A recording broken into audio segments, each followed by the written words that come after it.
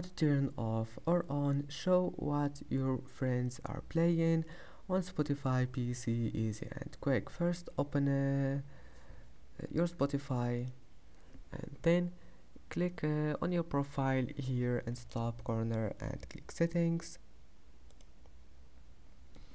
Once you're here, all you need to do just scroll down and here we'll find see what your friends are playing.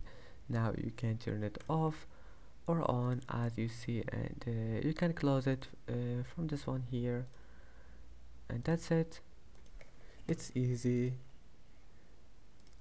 and I hope that can help you, and that's it for today's video.